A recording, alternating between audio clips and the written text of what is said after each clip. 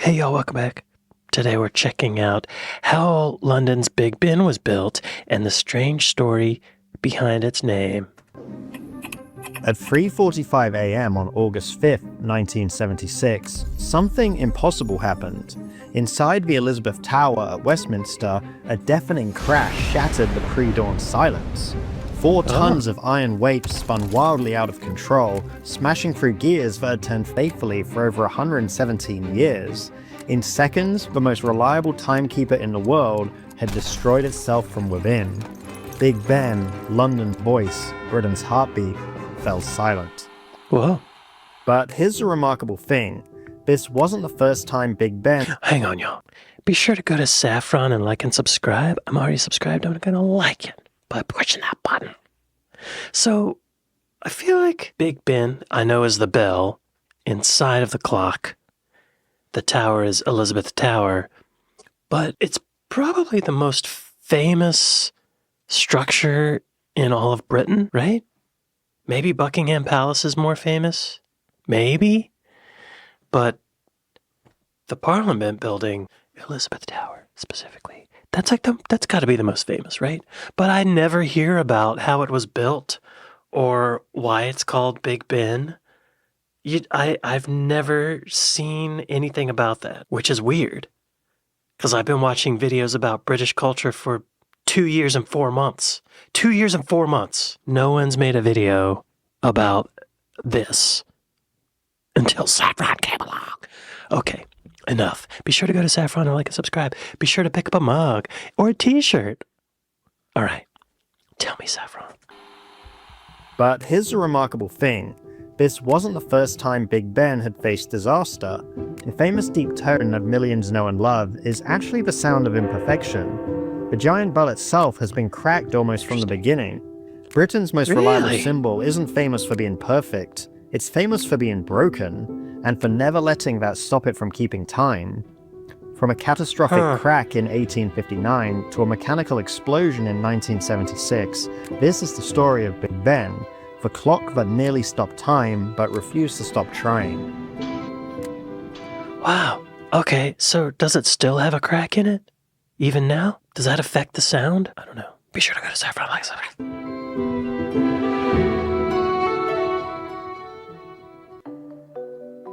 The story begins with fire.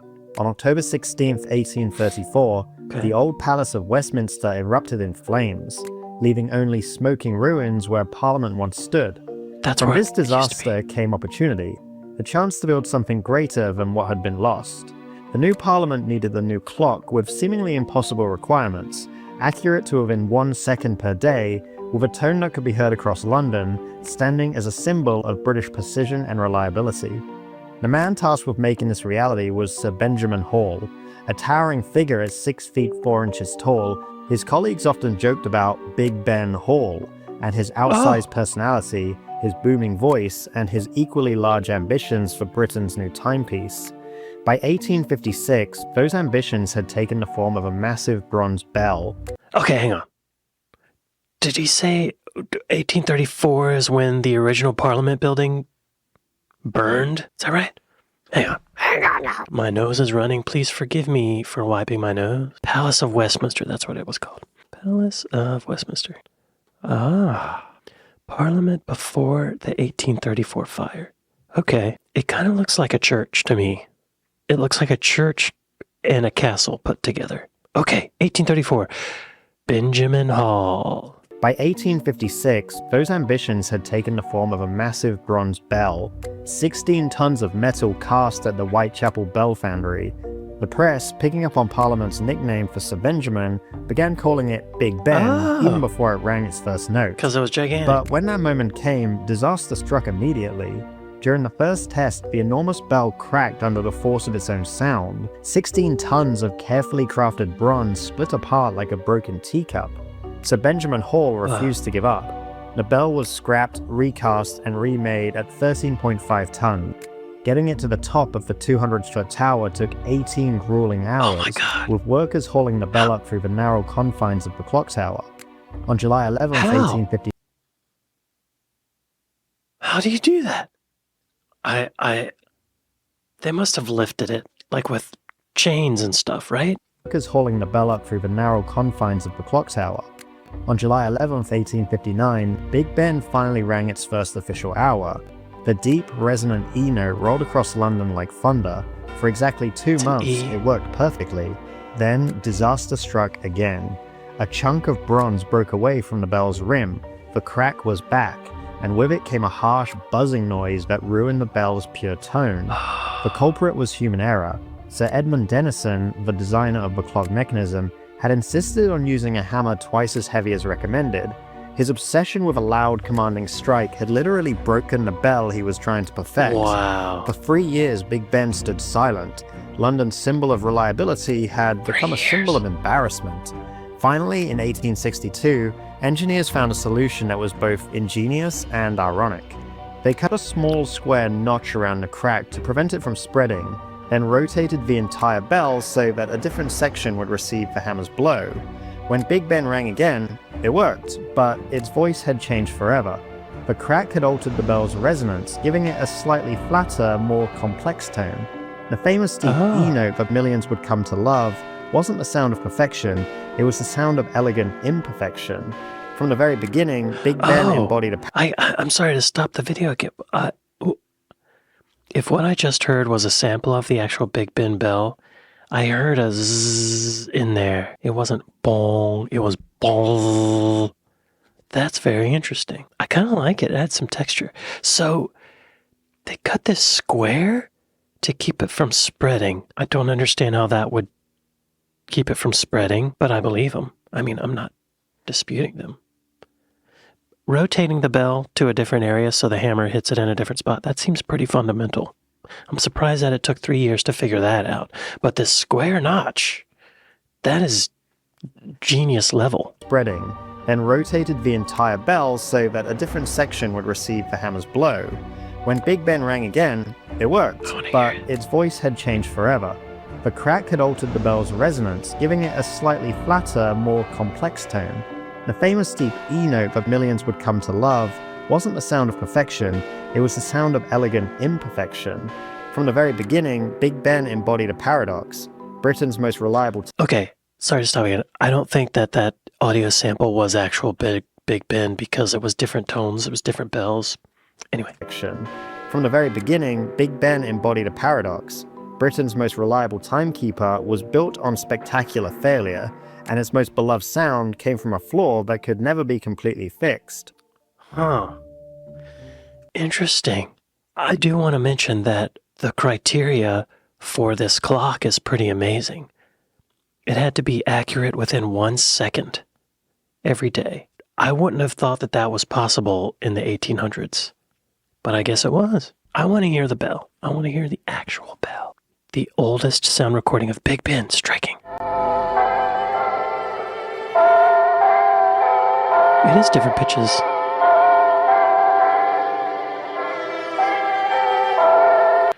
No, why do you put an orchestra behind the bell? I just want to hear just the bell. Yes.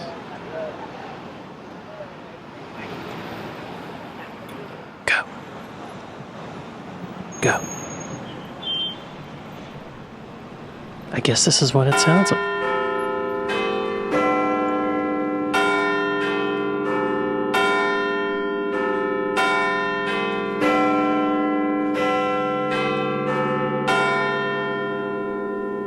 Is that the E? Because I hear a little buzz in there. So it is several bells. Oh, it's that one.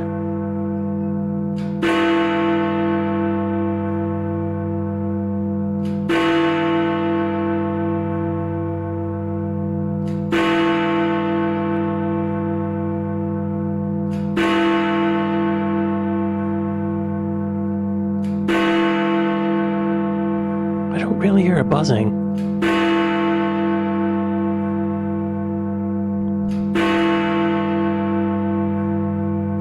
Wow, okay.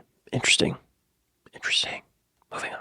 realized they were looking at more than just the clock. As Big Ben found its voice in the 1860s, few realized they were looking at more than just the clock tower.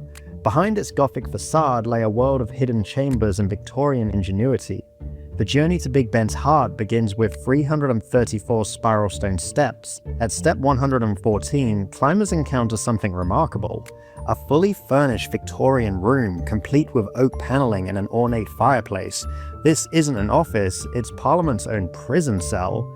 The room gained infamy in 1880 when MP Charles Bradlaugh was locked inside overnight.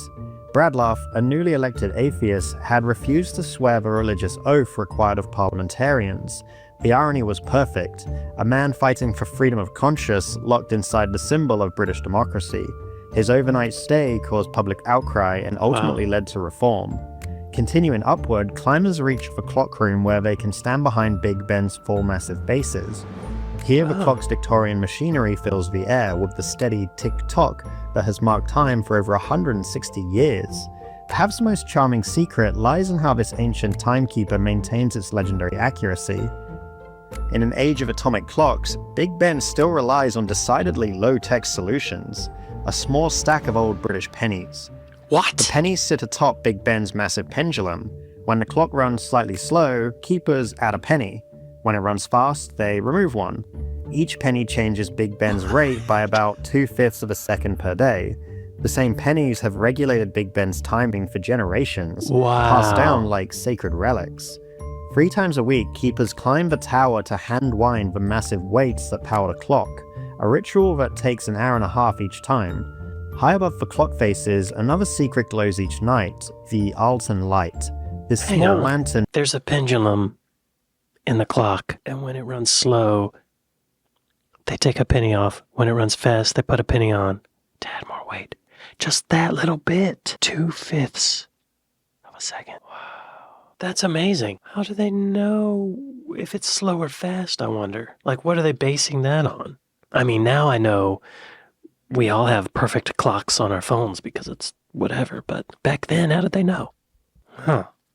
Faces, another secret glows each night, the Alton light. This small lantern shines whenever the House of Commons sits after dark, quietly signaling that democracy is at work inside. By the early 20th century, Big Ben had evolved from a simple clock into something more complex, a mechanical marvel hiding Victorian secrets, a symbol of British precision powered by pocket change, and a democratic beacon whose light still burns in Parliament's tower. Wow. It's surprisingly analog, isn't it? This photo is surprising me too, because I guess I expected the clock face to be a lot bigger. I guess because it's up and high and you can see it for so far away that it just seems like it would be about twice the size that it actually is. By the early 20th century, Big Ben had evolved from a simple clock into something more complex, a mechanical marvel hiding Victorian secrets, a symbol of British precision powered by pocket change, and a democratic beacon whose light still burns in Parliament's tower. That's wild. The pennies. London's heartbeat under fire. As German bombers filled London's skies in 1940, Big Ben found itself in an impossible position. The tower's great height made it the perfect navigation landmark for enemy pilots. Big Ben had become both a target and guide in its own potential destruction. The BBC had begun transmitting Big Ben's hourly chimes live across Britain and occupied Europe, where they served as a beacon of hope. In Nazi-occupied France, a woman named Ginette Spanier risked her life to listen. "It was our lifeblood and our comfort, and it kept us sane," she would later recall. For millions across Europe, those 12 chimes weren't just marking time, they were marking hope. Then came the night of May 10th, 1940. Wow. So, okay. I was gonna say, I wonder why it didn't get bombed. Maybe it did. Maybe that's where we're headed. I don't know if it got bombed. I don't think it did it? We'll see. We'll find out. But it was a landmark for the Nazi planes. Maybe that's why they didn't bomb it, because they needed it to navigate. Okay. What happened on May 10th, 1941? The final devastating raid of the London Blitz. At 1:40 a.m., a 100-pound bomb struck Big Ben's tower directly. The explosion shattered the glass faces of the clock and scarred the Gothic stonework. The Commons chamber was completely destroyed by fire. Yet, as dawn wow. broke, something extraordinary had become clear. Big Ben still stood. More remarkably, the clock tower continued to tick, and the great bell continued to chime, marking each hour as London burned around it. Wow. Journalist Victor Goodman captured the moment perfectly. Big Ben chimed on through smoke and flame, seemingly to demonstrate that he was sound in wind and limb. The bombing wasn't finished. On March 1st, 1945, a 500-kilogram bomb struck the tower and lodged itself deep in the masonry, but it never exploded. Had it detonated, the blast could have brought down Big Ben's tower and silenced Britain's voice forever. Throughout the war's darkest nights, as London's skyline was redrawn by fire and destruction, one constant remained. Every hour on the hour, Big Ben's deep E note rolled across the city, cracked but unbroken, damaged but defiant. That's amazing. Wow. I'm surprised the clock kept working. I'm surprised that bomb didn't go off. An unexploded bomb is a pretty scary thing. So I guess eventually somebody had to go up in there and defuse the bomb and remove it? How did that go? When engineers examined the damage decades later during recent renovations, they discovered the 1941 bomb had caused far more structural damage than wartime repairs had revealed. The tower had come within inches of complete collapse. The clock that had nearly broke from its own mechanical stress had proven unbreakable under enemy fire. Yes. Yes. The breaking point and beyond. It's amazing. I'm also surprised that I've never heard of this before. If Big Ben had proven unbreakable under enemy bombs, it seemed reasonable to assume it would outlast anything. For 31 years after the war, the great clock ticked on with Victorian reliability. Then came that pre-dawn moment of August 5th, 1976. Inside the clock room, 117 years of accumulated metal fatigue finally reached its breaking point. The air brake speed regulator snapped without warning. 4 tons of iron began spinning wildly out of control, shattering gears that had meshed perfectly since 1859. At 3:45 a.m., for the first time since World War II, Big Ben fell silent. The breakdown made headlines across Britain. After surviving the Blitz, Big Ben had been defeated not by external enemies, but by the simple passage of time itself. For 9 months, London woke without its familiar chime. On May 9th, 1977, Big Ben chimed again. The familiar deep E note rolled across London exactly on time, and a collective sigh of relief seemed to rise from the city.